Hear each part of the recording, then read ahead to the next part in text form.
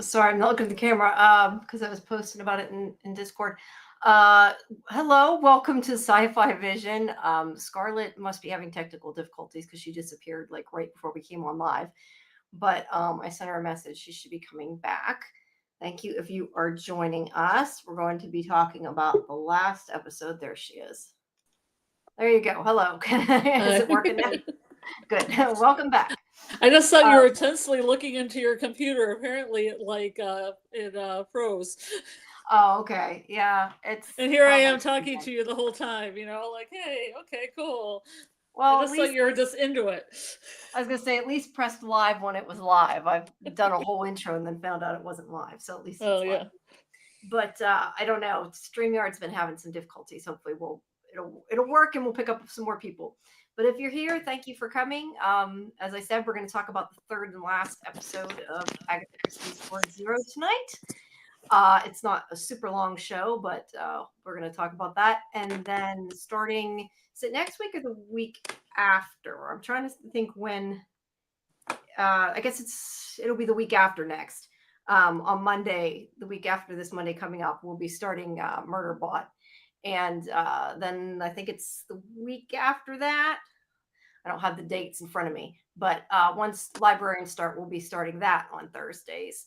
And you can also, of course, check out our Walking Dead Dead City show Mondays at 9. We have our watch party at 8, of course, in Discord. And our normal weekly show on Tuesday where we talk about Doctor Who and Surreal Estate and Andor and all those good things. So make sure you check out our schedule if you haven't. I'm going to post the Discord link in the chat. You can always get all the information there. But welcome. So we just finished having a watch party for this. So hopefully, at least it's fresh in our minds, even if maybe no one else's since we watched it alone. But so let me ask you, whoops, what did I click? Sorry about that. Before we start, while I'm fixing this because I screwed something up. How the hell do I close that panel? What did you think of the episode? I'll figure it out. I thought it was kind of like what I had guessed, that somebody swimming across that channel was involved, the waterway between the hotel and the house, the estate. Yeah. Sorry. Yeah, I had kind of wondered that the first time when I watched it. Sorry, I'm just opening windows as I'm talking. If people see I'm not looking, that's why.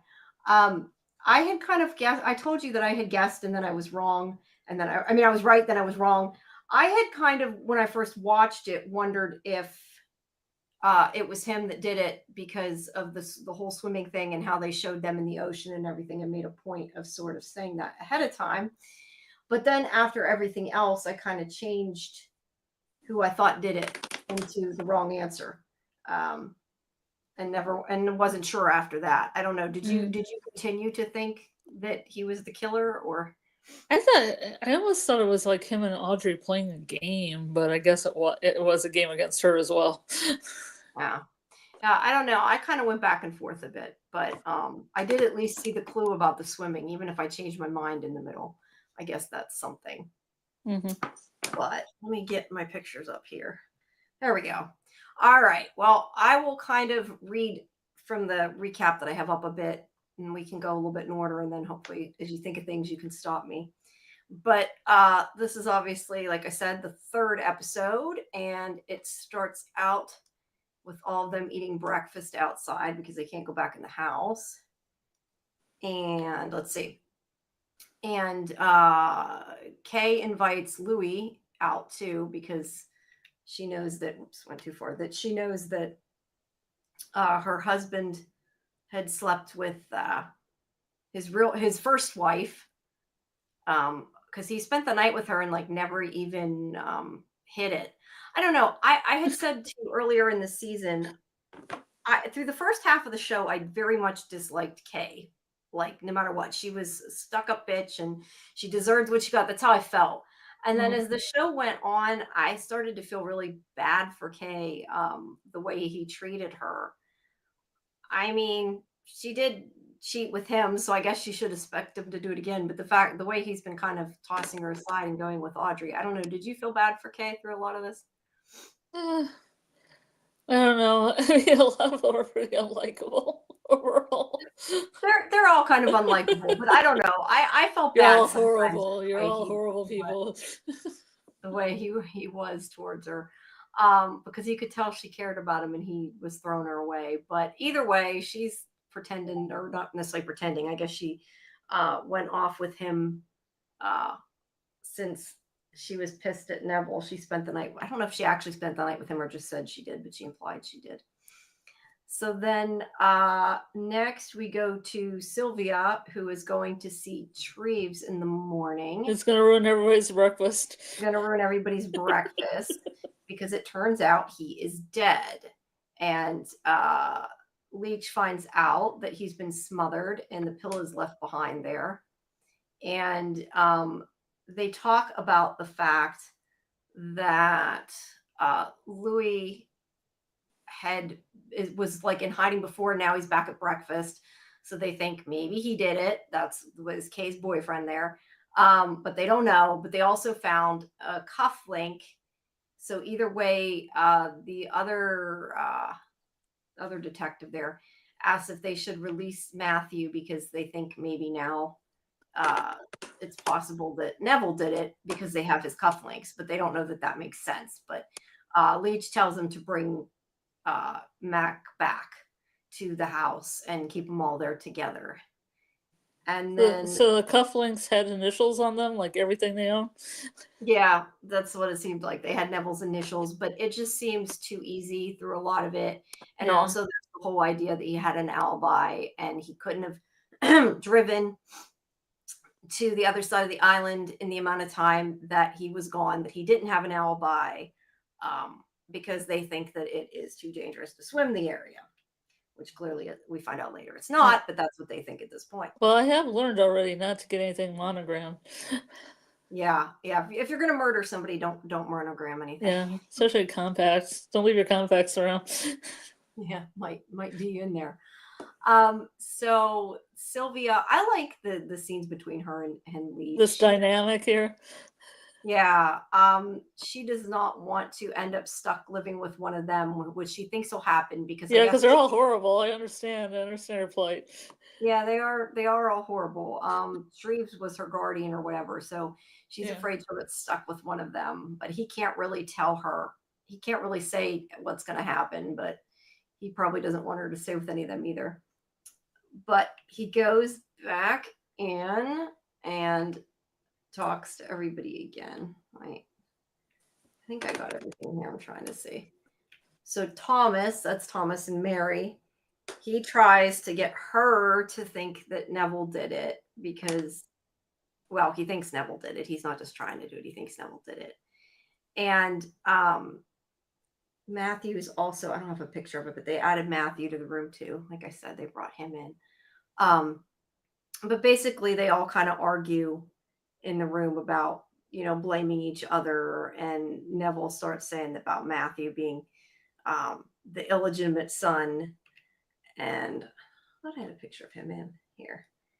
And he's saying that, yeah, but he's still the son, not the nephew. So they're kind of all equal, I guess, in a way, because they have, they don't know who did it, but he's there. And let's see, they find the suit that matches the cufflinks. I must have taken a lot of pictures of this scene. There's Lewis there.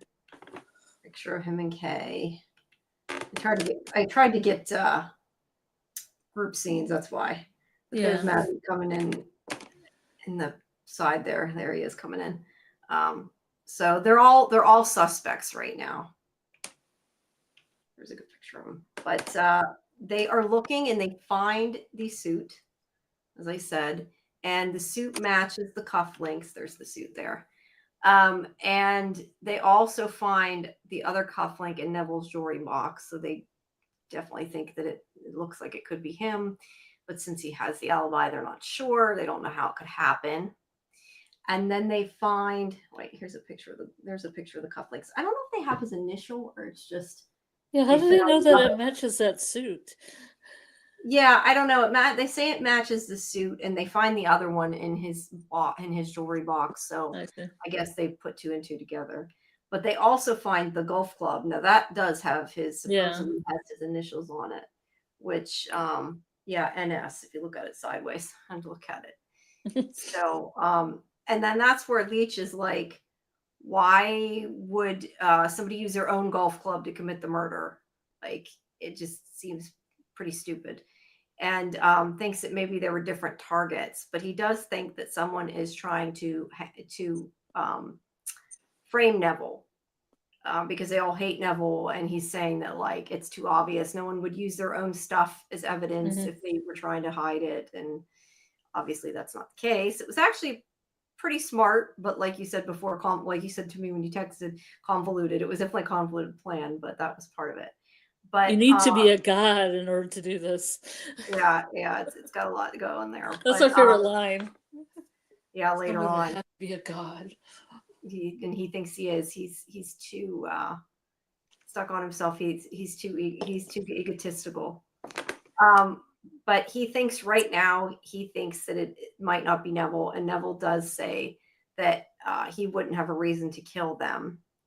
But he just thinks Leach, the detective, just thinks they're trying to frame him. And they all, kind of are blaming each other, basically. But Thomas, let's see, Thomas starts blaming Neville. Okay, Neville, whenever Thomas starts blaming him, he tells him he's like that he knows it was his was the murder weapon, and it's like, go talk to him because he's saying that he's been framed. So somebody's trying to pin the murder on him, and he thinks it's Thomas because Thomas hates him, which makes sense. Thomas does hate him for a good reason because he kind of made him go crazy, making him when he killed his brother, although he says it was an accident. So then the Leach talks to Mary here, and he says that they complained about Neville in the letters, and she said in one of the letters she wished Neville was dead. So that is. Oh yeah, that's right. Yeah. Whoops. Yeah, don't put in your letters. You never put in writing you want to murder somebody. That's never a good thing. Never a good thing. Did I just write that in all caps? Whoops, sorry. Yeah. Exclamation point, underline. Well, that could be one of the reasons too, where she's like, those were private. Yeah, because you said you wanted to kill him in them. Yeah, I shouldn't have wrote that. Yeah. So Thomas, of course, is still blaming Neville. And let's see. Inspector Leach points out he was going bankrupt, and I think he told Mary that too. I don't have that, but I think he told Mary that. So it makes it seem like maybe Thomas had a reason too, because he comments about him taking the airplane, but he did not want to stay that long, take that long of a trip to get there. But he basically says, you're going to blame me anyway. They never believed me before that he killed my brother. I mean, that's essentially what this conversation is about. And he's like, just arrest me now because I'll hang from one way or another. Because it's pretty sad that since he's been a kid, no one believed him that when he said that Neville killed him on purpose. And, he's just saying it's an accident. And Neville, and if I'm going too fast, just tell me. I'm just reading it, so that's fine. Yeah, just let me know. So Neville tells the inspector that Thomas thinks he stole Audrey from him.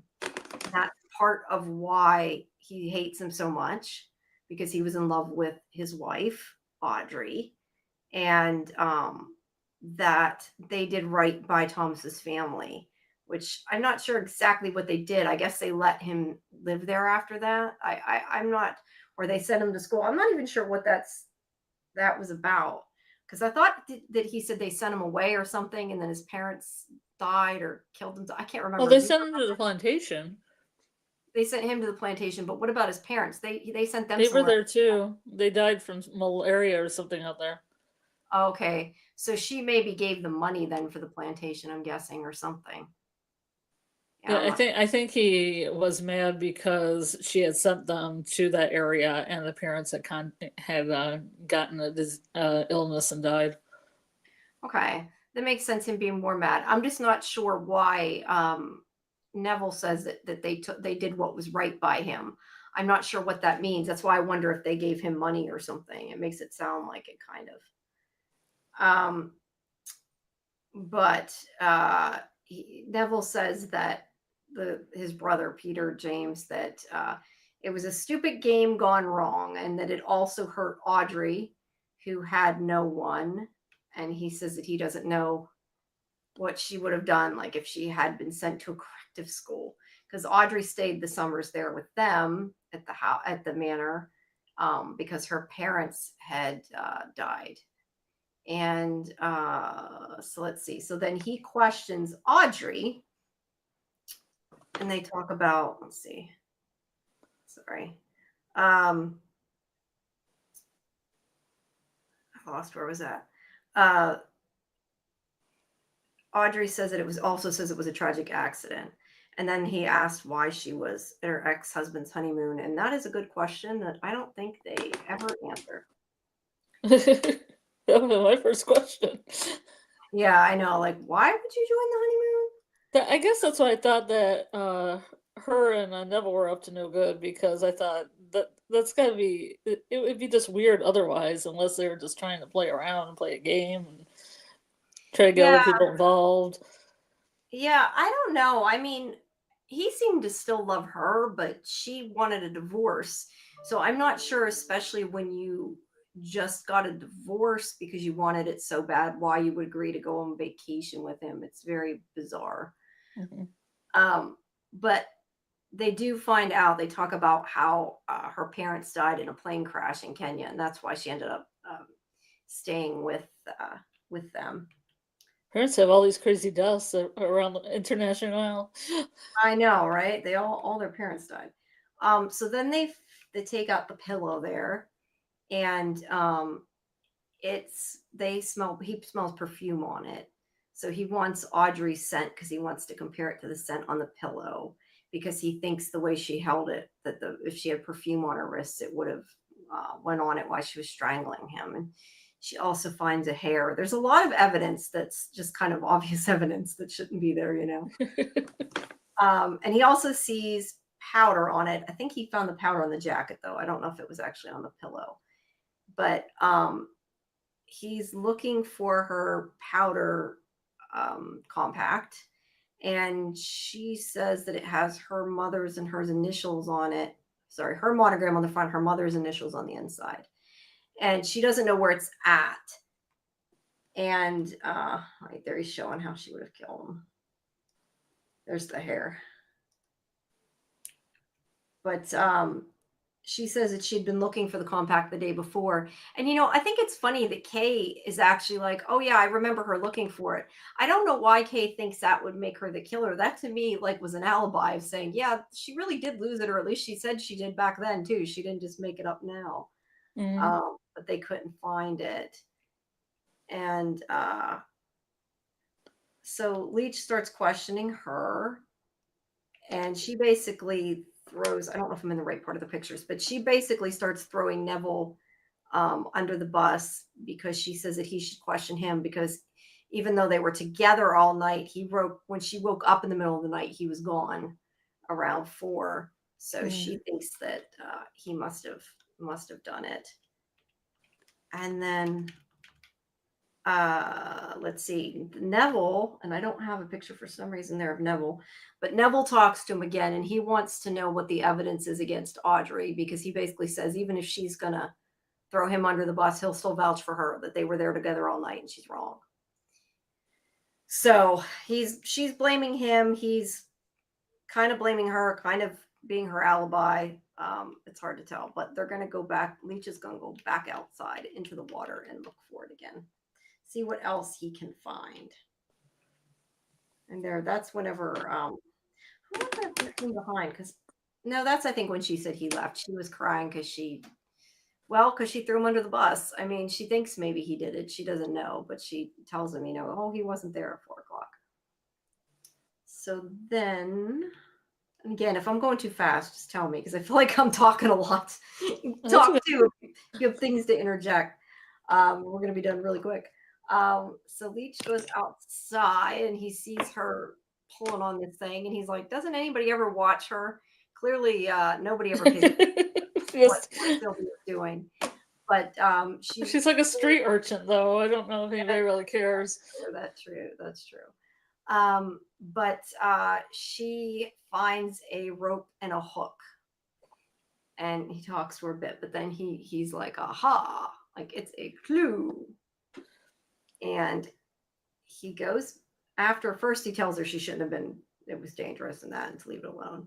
But then he pulls it in, and then he goes back inside and he talks to the other cop again, and he says that he finds out the compact's still gone. They haven't found him yet, but he wants to start over with all their clues. He says twice that he wants to start over. This guy's like, "Well, now we got all new clues. We got to start over," which is funny. And so he thinks that it's possible that somebody used that hook that he was holding there in this picture, used that in order to break into the building. And since the window's broken up top, well, he says a parapet, but I assume he means the window because it's a broken window. Yeah. That they use that to get inside. And there he thinks they threw a rock to break through it. Now I have to question, did he do all this naked? Because I don't know how he put clothes back. I guess on dripping wet. He doesn't necessarily naked, but he had to have been dripping soaking wet, right? Yeah, you'd think so. And like, okay, I have a lot of questions. Where did he put his clothing so it didn't get sand all over it? Yeah, that's what I mean. To keep the clothing dry. Did he go get a towel from the house to dry off when he came back the other way? Yeah, I don't know. I think that's it. Did he hold it over his head the whole time he was swimming so it was dry so he could wipe himself off before he went back? Maybe to the pleasure hotel. Maybe he stored clothes outside in the water and like near the water, and then they got washed away after when the tide came in. I don't know. I just always questioned that when I watched this because I thought unless he came in the house soaking wet, which he would have dragged water everywhere, he had to have extra clothes stored somewhere, or he had to do it naked. So I don't know. But this is definitely how he thinks they broke in. They go upstairs, and he thinks that this is why Mrs. Barrett was drugged, was so that this person could break in because her room was right near there, because they had been wondering before why they bothered drugging her when the bell for what's her name, Tresillian? Yeah. The bell had already been disabled, so she wouldn't make noise anyway. So like, why did they have to also drug the maid, or what? She's not a maid, she's a cook, whatever she is. Why did they also drug her? Yeah, whatever. And this is why he thinks the help, yeah. And this is why he thinks they did, because he's like, it's right next to her room. And they think maybe it's Louis because he's the one person who doesn't have an alibi.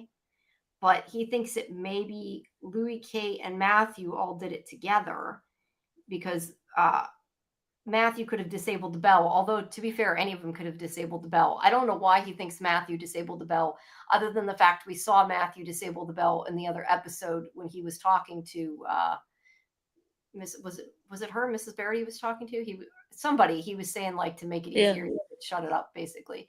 But I don't think he knew that. He didn't see it.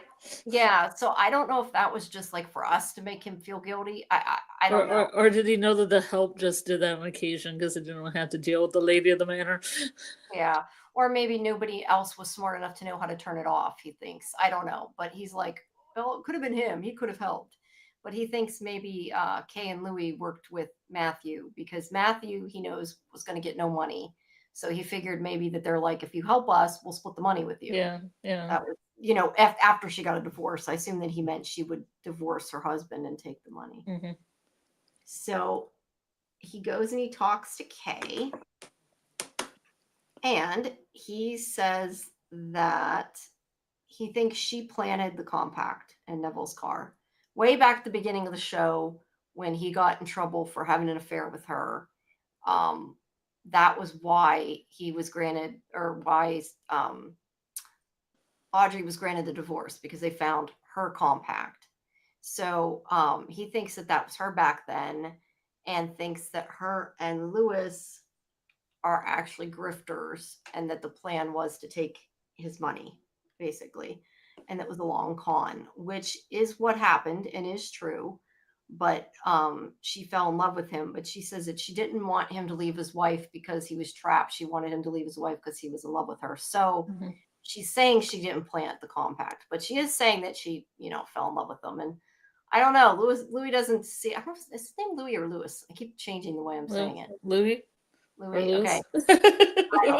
But he doesn't seem. I don't know. He doesn't seem that upset if she's his girlfriend that she fell in love with the other guy. So I don't know about that. I kind of question why he didn't seem upset. Well, maybe he knows he's horrible. Yeah, well, he is. So then Matthew here is also talked to by Leach, interviewed by Leach, and he blames him, and he finally tells him and us the whole story about his mother, which was that she worked there as a maid, and the man of the house, which was lady. Well, we already knew that he had an affair, but basically the Lady Tresillian's husband slept with her and got her pregnant. And then Lady Tresillian sent her away. And he said that he basically came to find out about her, he kind of says, but he says that he'd never heard another woman, so he's denying doing it, which really doesn't tell us anything at all. It's just denial, which could be, true or not, but he's denying it. And then Sylvia here, as she's busy playing around with the knife. Of course.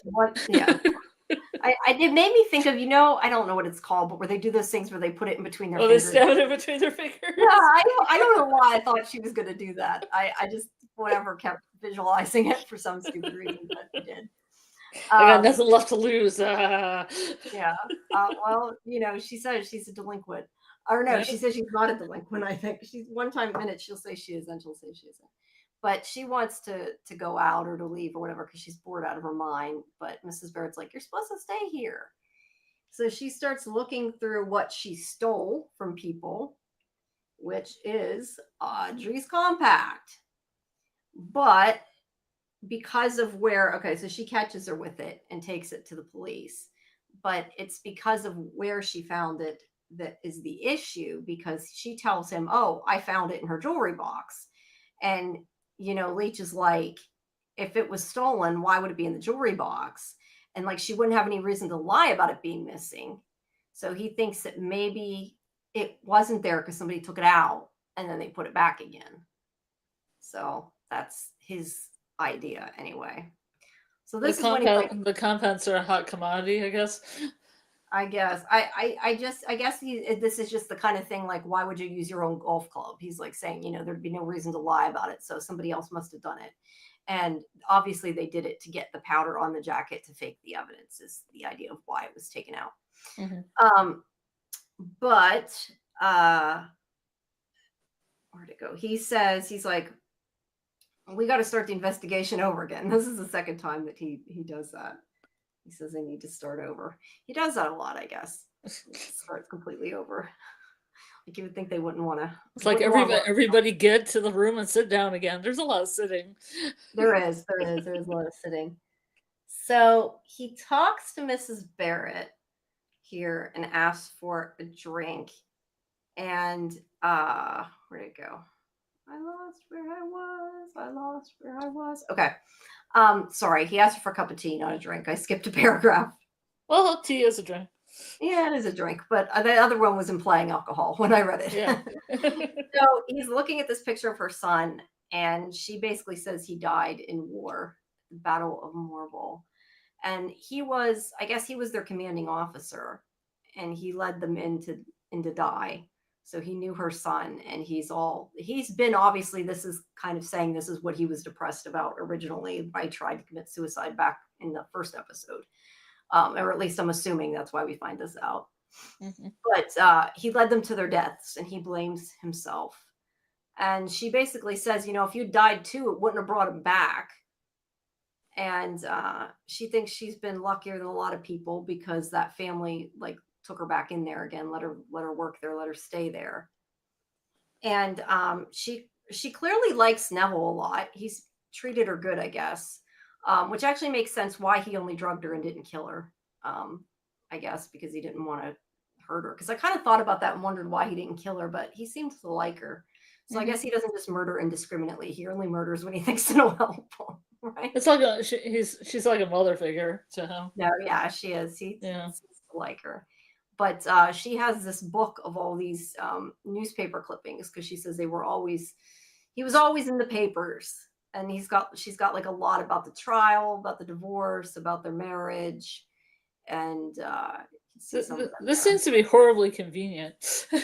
Yeah, I know. She just happened to keep all these. But she had about both him and his wife. And there it shows about the divorce and the evidence that they found of Kay's compact. But then she also, in addition to showing him like the marriage stuff, because that's about there, it says Neville. I don't know what this is. Neville Audrey Strange. I guess it's just showing they're married. I'm not sure why. But then she says something about how they used to fight all the time. Yeah, I know, but I'm just wondering. It's kind of strange because she has the article about him getting a divorce, and then she keeps all those little tidbits. I guess. No, but I mean, couldn't the wedding pictures come before the divorce pictures? Like, just if you're making a scrapbook, I'm just saying. I don't know. I just put them down as I pulled them out of the box. No, I know. I don't know. I just think it's funny. It's out of order. I think it's like a recap for people who were on their phone. You know, Yeah, you gotta recap it for them. Yeah, because the other stuff's about when he was younger, so you would think that actually it would be in the other order. But she does say that when they were young, they fought a lot.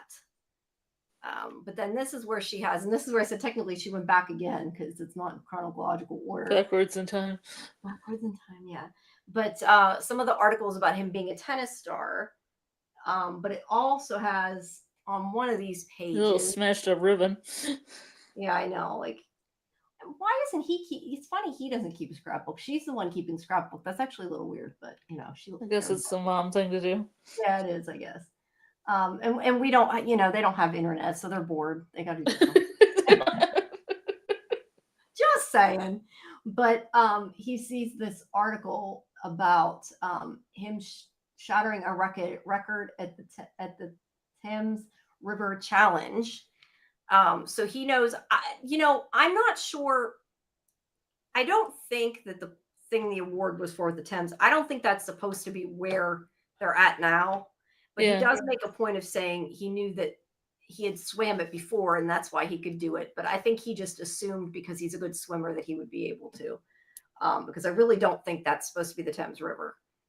But there it shows about him being a really fast swimmer. So he's like, aha, maybe he could make it in 45 minutes. At least that's the idea of that. But or that he could at least be strong enough to make it without being pulled in by the riptides if he knew where they were and everything. I thought the 400-yard sprint was across to the Pleasure Hotel, but it's not.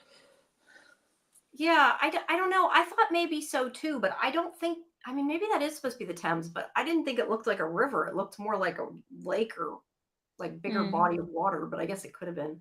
I don't know because I'm very bad at geography. I'm as bad at geography as I am as history. Bad at kind of gauging how long that waterway is. Yeah, I don't know, but he knows that he can swim a good distance fast. Is the point and the idea. But there's a lot of spacing between all those words. I know. They had a weird graphic designer there who did that newspaper. That is kind of weird though. I wonder if that almost makes me think like, did they take like real newspaper clippings and only replace part of it? That's just odd. I don't know. Or they just needed it to be big enough you could read it from the screen, you know, so they made it really big type. But at any rate, he knows he's a strong, fast swimmer. That's the whole point. Whoops, the whole point of that. So there's it says there about the Thames River Challenge. Maybe that's two different articles. Maybe that I think there are two different articles. Yeah, the thing with the 400 meters is probably a separate thing than this. So see, but the thing is, okay, I have a question about this. If the inspector didn't talk to her and she had the scrapbook, how would he get the information he was a swimmer? Because he hasn't had that information yet. No, so she wouldn't have presented the scrapbook and said, "Hey, by the way, I did a scrapbook. would he even know? No, he wouldn't. It's evidence that he wouldn't have. You're right. But So I that's think he kind of suspected him. contrived. Yeah, it is. It is. I think that he, already suspected him, but they had no proof because they couldn't prove he swam it. So they were looking at other people that could have done it. They thought maybe Mm. since they're blaming each other, maybe, they worked together. He didn't know. But then I guess whenever he saw the article, he's like, aha, it's him. And he knew that it would work. So he challenges him to a game of tennis. Now, I think it's funny that he makes a point here while they're playing of saying that Neville's letting him win. And I said to you when we were in the chat, I was laughing because I said, Neville is a professional tennis player. If Leach is beating him in one of the rounds, it's pretty obvious he's letting him win. Like he said it like he was surprised. I don't think he could beat him if he really was trying. So he lets him win the one round. He does, I think, beat him in the other rounds. It sounded like though, because he made a point of saying that he was winning. But he gets everybody to come out to watch, and then he tells the other cop to there. I just got some of them playing. Tells the other cop to bring Audrey out, and this is where he says that he thought initially they're both leading him on a wild goose chase. But then he realized it was all part of a game because he knows now. I didn't take pictures of the flashback, but he knows that Neville can't stand losing. And he says that he believes that he killed that kid, Peter, because he couldn't lose. He didn't want to lose, so he killed him. And that Audrey believed him the whole time. And it was only whenever he talked to her. I don't know if I have it. Hold on. I don't want to go too far. I don't know if it's part of this or not, but I'll just go through the pictures. But he thought that when he talked to Audrey that she was loyal like up until this point, but he saw doubt. So he does think that he killed that Peter, and he says that he convinced everybody that poor Thomas was lying and made him kind of crazy because nobody believed the poor guy. But they got the lab results back is the other thing. And they know that the powder from Audrey's compact matched the powder on on Neville's jacket that they know was used for the murder, although also Neville's fingerprint. But he thinks, and this is where I asked you because I was a little confused by the way he worded this, but basically because of the fact that Audrey, he thought that well, I guess Audrey did. Audrey is actually the one that took Kay's compact and hid it in his car. So that way she could get the divorce because it was like proof he was having an affair. Mm-hmm. I was a little confused by this though, because he said something like that he wanted to get her back and have her be arrested for something she didn't do like he was. So I took that to maybe mean I don't know, like that to me kind of sounded like he was saying that he was never having an affair with Kate and that he didn't have the affair till after, that she totally made it up and hid her compact. But otherwise, I don't know why she would have had it. I think it's just the way they worded it, but it was worded really strange. Yeah, but they also had that like shot of her walking in the water and then making out in the water after, like a little flash of it. Yeah, so even if he didn't sleep with her, he at least was making out with her. But I don't know that it's relevant. I just was curious what you thought because it was worded so weird. But the point is, I feel like at least heavy petting was implied. Yes, but the point is that she got the divorce because she planted the compact, and it didn't look good for him. Mm-hmm. It was embarrassing that she was getting a public divorce. So he basically was doing the same thing back by he hid her compact to make it look like she killed these people, which she really had no reason to kill other than he wanted to, blame her. And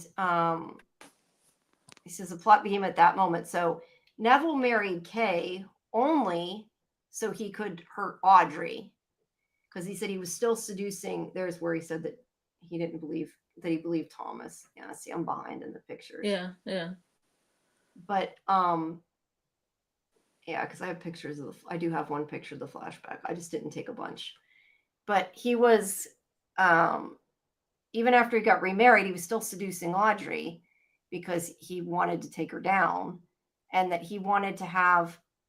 So he said Neville aimed to have Audrey publicly tried and executed for crimes she didn't commit, framing himself to ensure her conviction.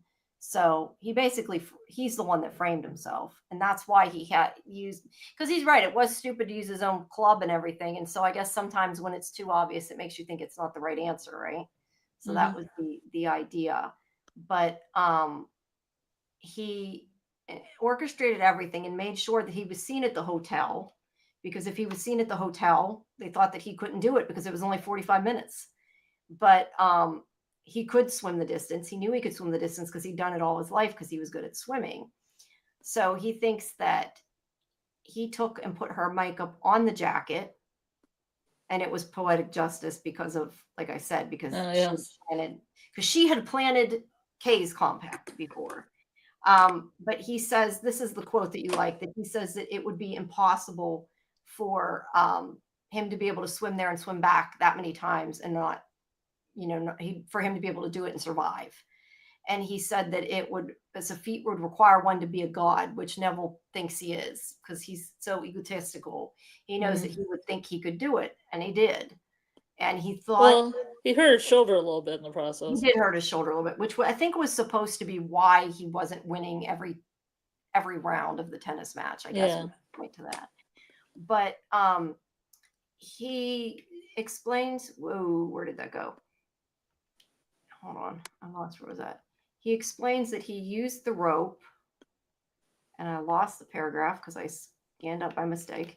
He threw the rope into the water, the hook on the rope, because he thought that it would carry it away in the riptides, but it didn't happen because they found it. And that's where he says he's not a god.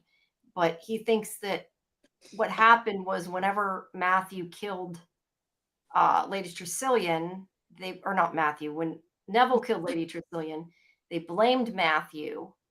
So that's why he killed Treves, because he wanted to direct it towards Audrey again, so they'd go after her. And he's like says he'd destroy anyone. And he says, I don't know, I don't have this part down, but the picture is that he was putting this stuff to knock that I was talking about before, to knock the hired help out. I'm kind of confused to why Audrey would do it. Yeah, I don't know, but I guess the point is that he wanted her to get blamed and wanted her to go down.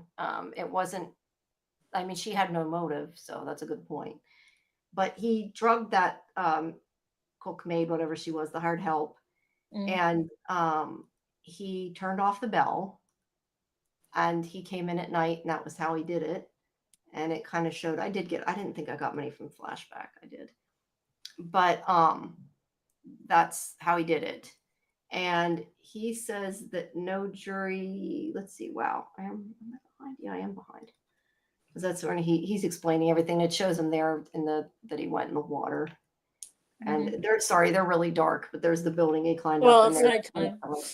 Yeah, I know. I just mean they come out really dark. There's where he killed Lady Tressilian, and there's where he rubbed her powder onto his jacket. And there he found the compact. He has the compact. And he's, she's starting to get upset with good reason. But this is where he says no jury will convict him. And Audrey attacks him because she's like, why would you do this? And, why would you see me hanged for that? And he's like, well, you divorced me publicly. He thinks that was such a bad thing that she deserved to die for this. So I think this is where that's where she's hacked up. She's like, you'd see me hanged for this. And yes. He's like, well, you divorced me. What do you expect, basically? That's sort of what he said. Like, you divorced me. You're going to go down for it. But not only that, but I'm just gonna murder two people. Yeah, two people blame you. Murder two people, blame you. Two people you have no reason to murder, but we'll make it look like you did. But he does confess that he did it. because and this is a part, he's so egotistical and crazy that he basically is like, okay, I admit I did it, and now you have to live without me, so you lose. I mean, that's kind of what he said, right? That's how I took it. That he's like, I'll admit it because she still loses because she's without me now. Like he thinks I'm the he's winner, so you're great. the loser. I'm the winner, you're the loser. Yeah, but I mean, he's like, I'm so great now. You love me and you can't have me, so I won. I mean, that's pretty much what he said. He didn't exactly say it outright, but that's what he said, and that's definitely I'm gonna how. hang, so you can't have me. Yeah, now you can't hang me. He said you'll have to live without me. So he's going to go to prison now, and he's Oh, I thought he was gonna hang. well, yeah, he'll hang. Sorry, first he'll have a trial, I'm sure. Then he'll hang, because they still have to give him a trial. But everybody's shocked, and she's still like upset that he did it for good. Like I said, for good reason. Sorry, I have a couple of pictures there of her. And then they start to take him away, and they all just kind of watch. And yeah, I don't know why he actually thinks she cares, but she acts like she does. Well, she does walk forward in the. Yeah, I mean, I get she loved him, but he's a little cray-cray. Yeah. Well, I thought both of them were a little cray-cray, but they're all a little crazy, yeah. And now their relationships broke up because of what she did. But obviously they were, I mean, these people were marks the whole time. They intended to break up their marriage, but she wasn't supposed to fall in love with him. So then Thomas and Mary talk, and he's going to leave and ask her what she's going to do. She says she's going to travel, but they agree that they're still going to write each other back and forth. But she has some money now that Lady Tressilian left her, and actually he's got money too. Because she left him money, which was nice considering he was the one that deserved it. Out of all these people, you say you hate everybody, like they really didn't do a whole lot wrong, especially him. Like he just got blamed for everything. yeah. So I don't know that I hated them. I mean, everybody else, yeah, they were all pretty awful, but he really didn't do anything. He was just blamed for doing it and then went a little nutty, which wasn't his fault, right? Well, it's probably good that the will got rewritten. Yeah, that's what I mean. She left her friend and him money, so it all went fine. And then Matthew goes to talk to Audrey. I lost where it was at.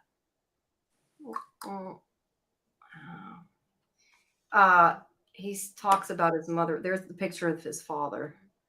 I don't know if he kept the picture or not, but he looked at it. But he talks about how his mother would talk about that place, which is why he wanted to see it. But he asks her if she still loves Neville.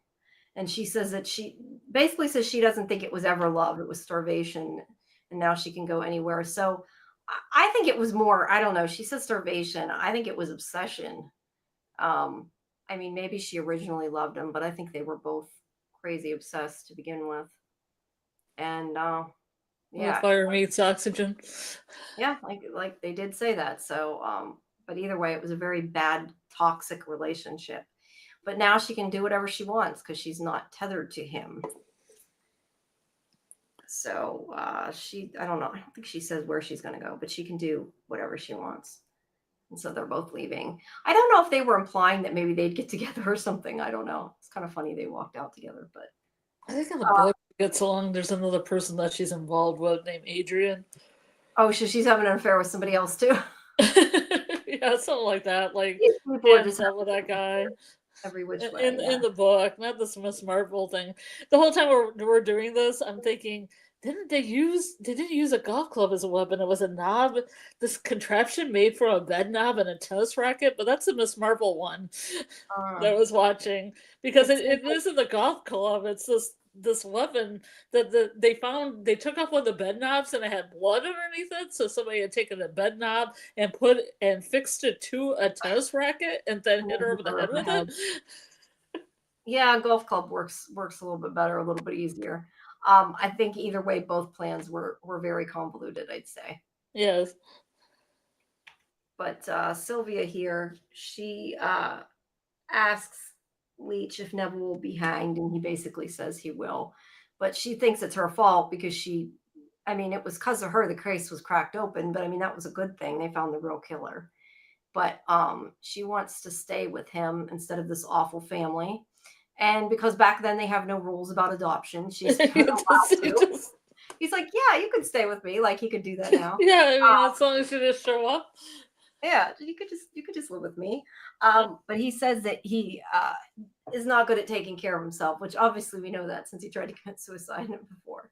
But he says that hopefully Mrs. Barrett will help them.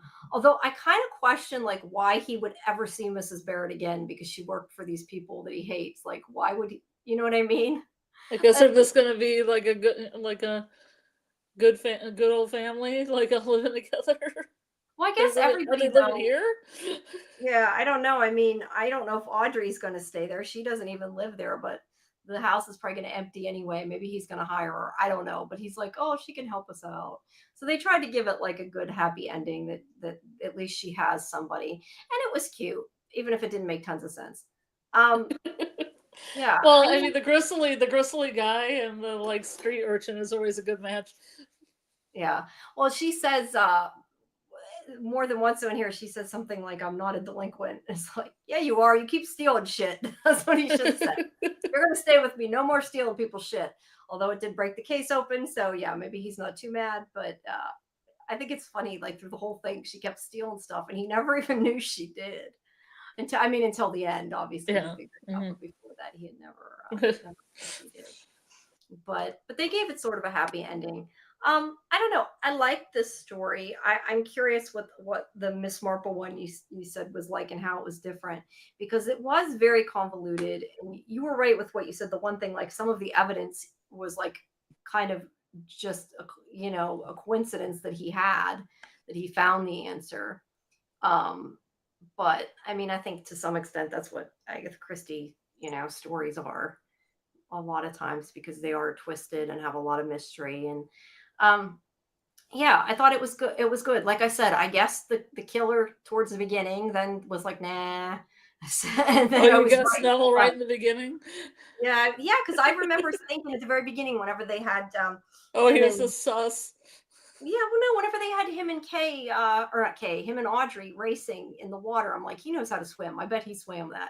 And that's the answer. And then I don't know, for whatever reason, I changed my mind at some point. And then I'm like, oh shit, I was right the whole time. So yeah, I don't know. I went back and forth a lot with the other people though. So I think they did. I think they did a pretty good job. I enjoyed it. I thought it was a good story. It wasn't, the most engaging Agatha Christie story I've seen, but it was pretty good. I liked it. And it wasn't too long, which was good, I think. It was like long enough without being, overly dragged out. See, with the Miss Marple one, all of those are about 90 minutes long, so they're really encapsulated. So yeah, it's even shorter than this then. See, I have a list of differences here. These are the notes I actually have.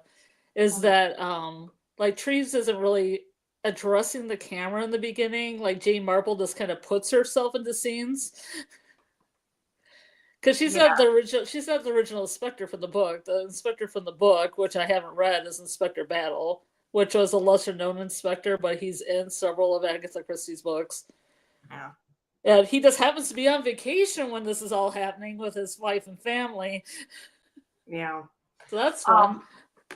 But like Jane Marple, she'll put herself in the scenes. When Treves is addressing the camera, she's there and it's a conversation. Yeah, I was gonna say, kind of like broke the fourth wall a little bit. Yeah, and then Neville gets too close to the cliff, which is surprising because he's the one who almost falls off the cliff. Then Marple talks to him. And then, like I said, when they're like sitting on the bed and it's Mary reading the newspaper with all the gossip, it's her reading the newspaper and the lady in bed, and they're having a conversation. I assume it's the same. Hold on, I gotta get my dog. I assume it's the same killer though, and everything in it. My baby. Yeah, and because it's only 90 minutes long, everyone's introduced quick. There's none of that court case, Yeah. And then there's a weird kind of like, and I put a little note that there's a weird hint that Kay's ex or whatever he is kind of like her gay friend. That's interesting. Let me ask you though, if there was no court case, what was he like? What was the reason he was like what, you know how like in here he was doing it and trying to hurt her because she shamed him by having a public divorce. Was it still the same reason, even though there was no it was the same reason. It was just condensed. The court case. I mean, they literally had 3 or 4 scenes where it's like, well, I like Julian Sands, but Julian Sands, I mean, like him and Mary almost come to the house at the same time and start talking. There's none of the like, letters back and forth or any of that. They just know each other. They have been sending letters, and he's like, "Oh, I've been in the Philippines." It's just real quick. Yeah, I also kind of find it strange. Like she was writing Thomas, I think, because Thomas was trying to get a hold of Tresillian, right? That's how she started writing Thomas. It's kind of strange to me that like she ended up becoming his like, sending these love letters to him when she'd never even met him. I mean, I don't know. Maybe they did that back then. I'm not sure.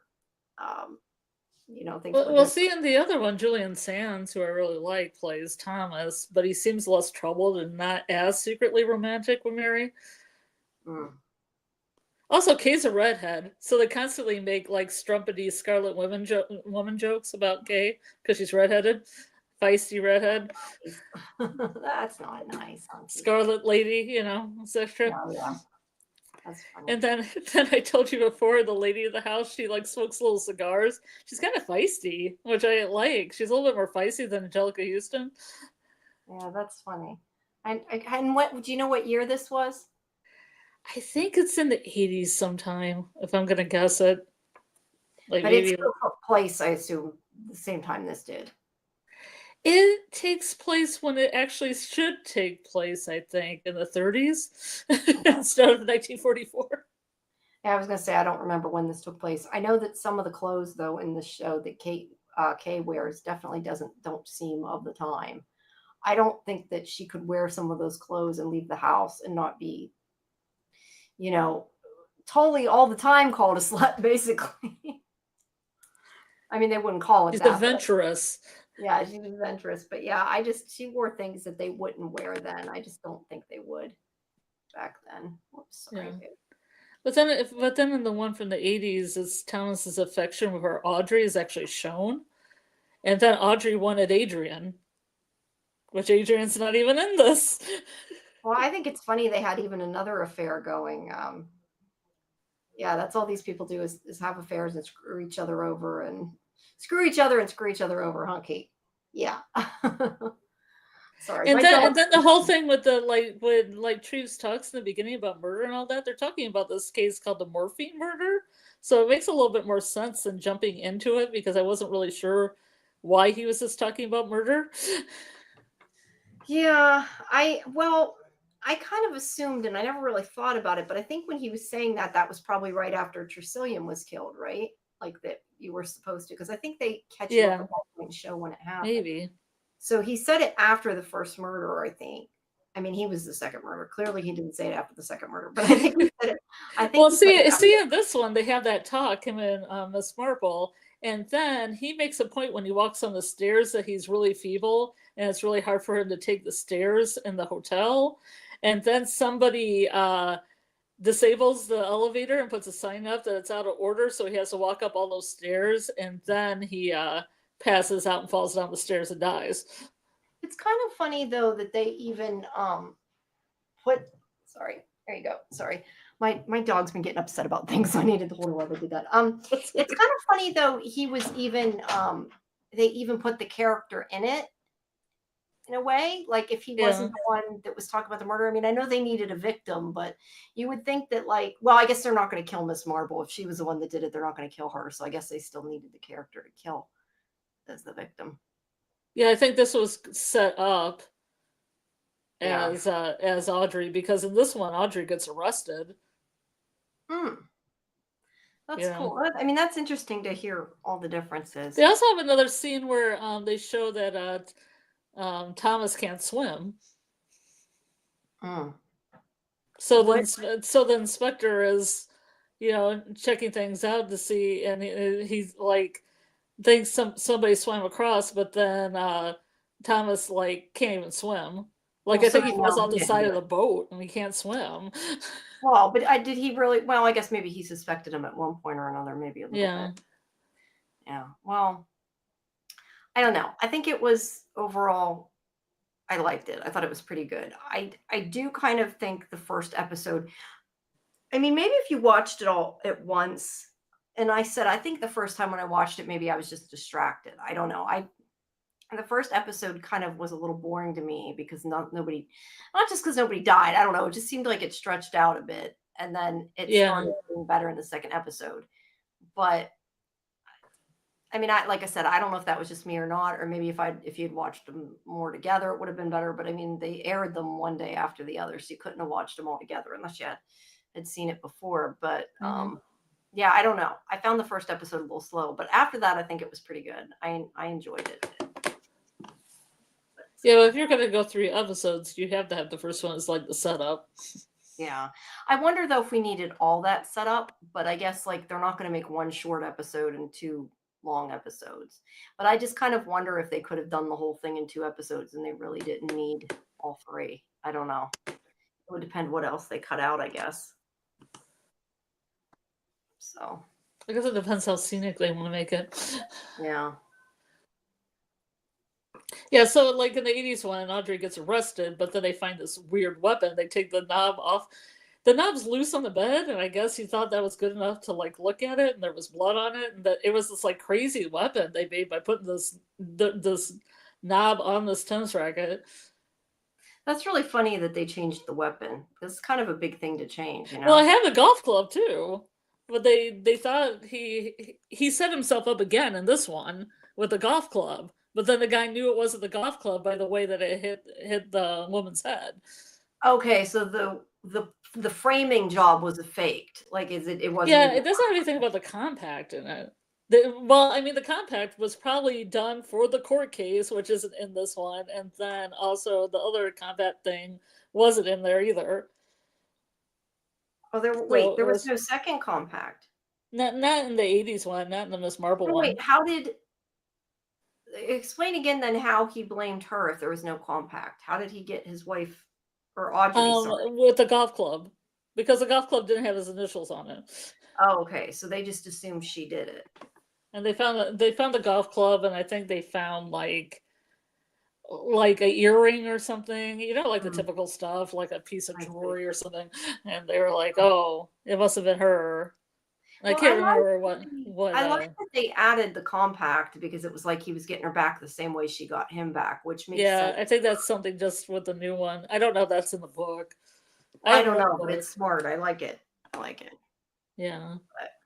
Because I really couldn't get a book from the library really quick. I would have it interloaned. So, but the Miss Marple one I got pretty quick. Yeah, I was gonna say you did more research than I did. So that's good. That's awesome. I mean, to be fair, I like Julian Sands, and like I said, Tom Baker's in it too, and plays Treves. So it's kind of interesting. It's interesting casting. Yeah, that is. I mean, I only know Tom Baker from Doctor Who. Beyond that, yeah. I don't really know him, but that was probably cool. That's interesting. Like I said, I tend to like Agatha Christie stories. I haven't really. I mean, most of the stuff I've watched has been more recent, though. Like that it's been on. What, like the Death of the Nile and that trilogy, like Death of the Nile. See all of those. I saw the Murder on the Orient Express, but and I had that Halloween party one, but I can't remember the name of that movie. See that one. The one with I forget what that one was. I did see that one, I think. Yeah, the original story is called Halloween Party, but I can't remember what that. I saw the newer version of that, but I don't think I saw Death on the Nile, unless that was Death on the Nile. One of the 3 I didn't see at any rate. There was the one about the haunted house. That was the whole Halloween party, right? It was like sort of haunted house. It looked like they thought at first. That's the one I seen. Maybe it's the other one. I don't know, but it's I think it was one of those 3 or the second one of those 3 I had seen.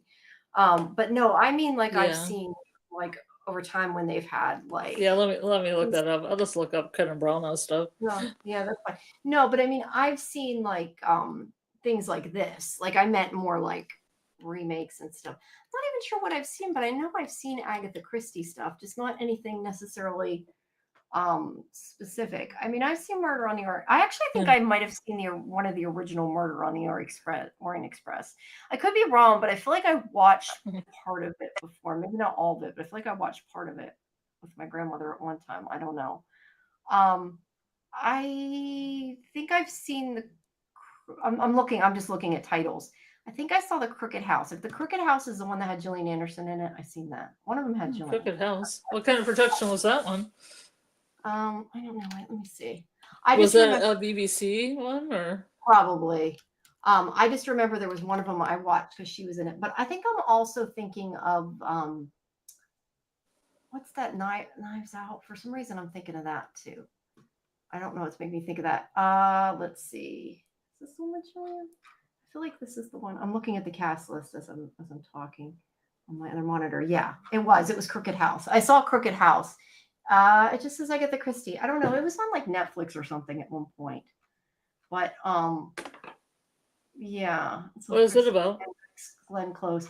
I just remember when I was flipping through stuff, I was watching some of them and or looking at some of them, and I saw she was in it because obviously I'm a big fan of from X-Files, so I stopped and watched. Yeah. Uh-huh. I watched the other Britbox series, Why Didn't They Ask Evans? That was pretty good. Yeah, and I think I've watched some things that maybe they were like inspired by. And I remember reading, I think now it's called, and then there was one, but 10 Little Indians. I don't remember what the title was. I remember reading that or reading a version of that back in, I don't know, elementary probably. I remember reading it because I don't know why. I guess because my grandma liked mysteries too. I remember reading it with her a long time ago. I was really little, but I remember I liked the book. Yeah, they do like some things like, and then they were none. Yeah, I think they changed the title for obvious reasons. Yes. Oh, we don't want to read that whole history of that story. No, yeah, I know. Although that also makes me think of that song, though. There's that song too. Yeah. About jumping. It's in Indians though. But anyway, about jumping on the bed. But I just remember reading that story a long time ago, and I remember liking it. And then of course there's also the Doctor Who episode about Orient Express, but that's not really Agatha Christie. Oh yeah, there was one. Yeah, but it took place on the Orient Express. It's in space. It isn't the same express. Oh, really? There is actually, though, there is a Doctor Who episode, though, that is based on Agatha Christie, because Agatha Christie, who's supposed to be Agatha Christie, is in it. It's the Wasp and the... Is she a Time Lord? No. I hope so. It's I'm trying to think. It's been so long since I've seen it. It was, I think, with Donna in the 10th Doctor. The Unicorn and the Wasp is what it was called. I don't know what it was based on. It makes me curious, though. That's why I'm looking. It was set before, I'm reading on Wiki, before the disappearance of Agatha Christie. And it's a murder mystery storyline with the shape-shifting giant wasp. Yeah. I remember that was a good episode. It was a good episode. It's not, like I said, it's not really an Agatha Christie story, but something I've seen. But no, I've seen some things. I've seen, I think, some miniseries and things. They were probably mostly BBC things if I've seen them. But yeah, I like murder mysteries. I like trying to figure out mysteries. So I think everybody knows that. Yeah, the other one was called A Haunting in Venice. Haunting in Venice. Yeah, I think that was the one I seen. I should have called Halloween Party. I don't know. I seen, like I said, I think 2 of the 3.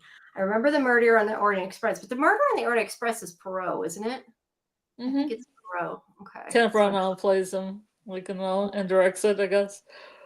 Yeah. Branagh, yeah. But yeah, I never got to see I don't know, for whatever reason, I think I was going to see the other one and then never got around to watching it. Would like to see it because I do tend to like them. All right. Well, I don't know. I think that's about it for this, unless you have more to add. No. So the plan is to come back next week for Yellow Jackets, I guess, to do a Yellow Jackets special, or that's what you want to do, right? Yellow Jackets special, yeah. Okay, well then everybody, we will be back. Season 3 wrap up / series for season 4. Hopefully there is one. Yes, I hope so. But yeah, we'll have some kind of Yellow Jackets special next week at this time. So make sure that you come. I don't know if we want to. If it's going to be, it's going to be about season 3, so I don't know if it's really worth doing a watch party, but for some reason, if people want to watch the finale, we could. But that will be next Thursday. And then Friday is when Murderbot premieres on the 16th. So that following Monday will be, that's why I said not this Monday, but the Monday after will be when we start Murderbot. And then I believe that the Thursday after that week, it will be Librarians, because Librarians starts the 25th, I think. So, but that'll all be posted in Discord, and it's still in the chat, the Discord link, but so make sure you join. But yeah, I think the next thing coming up I have is watch party for Last of Us on Sunday in Discord, and then my show on Monday. What else do you have this week? So you can tell people do you have? We most likely have From Academy on Friday through Julie B's Deep Dives. Okay, so people make sure you check that out. I'm not sure what the theme is. Well, I'm sure. I was gonna say I finished up the last anniversary. I know we're not gonna cover that now, but that was a pretty good show. I would recommend to anybody who wants a good mystery. Yeah. Because if anything, maybe on the Yellow Jackets thing, there is a picture of one of the female characters in this floating on a lake, just like Shauna in that vision that she had when she saw her 6-year-old, and then the same woman has a vision of another woman nursing her baby. It's like so weirdly uncanny that these scenes almost look like they could be in Yellow Jackets. That's interesting. Maybe one of the writers or something was on both. Who knows? It was really weird. It was like, wow, except her baby lived and she had the baby, but she also had postpartum depression, which I think Shauna has and everything, and made it interesting. But that wasn't the big mystery. It had like this big mysterious thing. They found this baby on an Australian island and named her Enigma, and it's pretty cool. She named her Enigma. Okay. And but they this woman inherits a house, but then they still have like this little touristy thing where they do like kind of like this mystery cabin where these things happen, that these people disappeared, and there's a whole story around it. So when this woman inherits this house, it's in her family, this mystery story. So she and this other girl, I think it's her cousin, who wants to do a podcast on it. They start investigating it, and they find out all this like crazy information about their family and about the stuff that happened on the island. Yeah, that does sound good. Disappearances and everything. Well, that sounds good. I know we were going to cover it, but with me screwing up last week with not having a computer, we kind of got behind. And it's only 6 episodes long, so it isn't a horrible commitment. It's not a horrible commitment to watch, but it is kind of hard to do a watch party and cover that much in that short amount of time. But I think I cover it here since we were talking about Agatha Christie and mysteries, and this is also no. Feel free to talk about it. I just people are interested in it to do the whole thing. But, and then I don't know, I know we're going to do Wednesday when it comes back. And we had some of the other things we had talked about. We didn't actually, I guess, plan out dates or times or what would work. But some of the other stuff we talked about was Sandman, Nautilus. Yeah, so Sandman, Nautilus. We might be doing. If you guys want to hear about them, let us know. And we'll try to figure out the days and what works. But we're definitely doing Murderbot and Librarians coming up. So, that's, like I said, that'll be starting on the 19th will be the first Murderbot one. And then the 29th, I think, will be the first. I think I'd have to look for sure, but I think that'll be. And the good thing about Apple is they release things episode to episode, right? Yeah, well, they're releasing the first 2 episodes. At once, but after that it's episode to episode. So that's that's what I like about it, because I just finished watching the studio too, and I don't know if they're done yet, but all those episodes of studio have been top notch. But they've been releasing them one at a time, like you should. Yeah, then it stretches out. Well, Murderbot though is only 6 episodes, so it's not super long either. But and they're all half hour. Yeah, they're not real long. So we'll have Yellow Jackets next Thursday, and I'm guessing probably the Thursday after that. I think until things up to that, we'll do some kind of Yellow Jackets thing. But until then, like I said, Sunday in Discord we have our Last of Us watch party, and then the next show is Monday. Well, next watch party is Monday at 8 for Walking Dead: Dead City, and then our live stream is at 9. And then because once we start Murderbot, it'll be after that, later in the night, so there'll be time for everything. But and then we have our normal roundup show on Tuesdays, and our Last of Us live streams on Thursdays. So yeah, make sure you join Discord. If you haven't, please make sure that you like the video and subscribe to Sci-Fi Vision, and make sure that you also, if you comment on the videos and at least watch them for 30 seconds, especially if they come up in your feed, it really helps the algorithm, and we greatly appreciate it. And you do need to, I was going to say, make sure you subscribe too, because otherwise you won't see notification if you're not on Sci-Fi Vision of our Monday. I don't know what happened. Can I add you back? Can I add you back? Are you there? Yeah. Oh, did you do that your own purpose, or did you disconnect? I didn't touch anything. Okay, because you went off the stage. I didn't know what happened. I'm like, why'd she go? I didn't do anything. Oh, well, StreamYard did something. Yeah. It does that. All right. Well, thank you everybody for joining us. And if you saw part of this and missed it, you can always restream it and restream our discussions of the first 2 episodes as well. But yeah, dude, it's being weird, isn't it? That is really bizarre. Yeah, it just took me off stage again. I don't know why. Yeah, that's weird. I don't know. Well, I will end the live portion. Stick around a second, though. Time for us to go. Yeah, no, stick around a second, though. But the StreamYard's haunted. It's haunted. Thank you, everybody, for listening, and have a good night.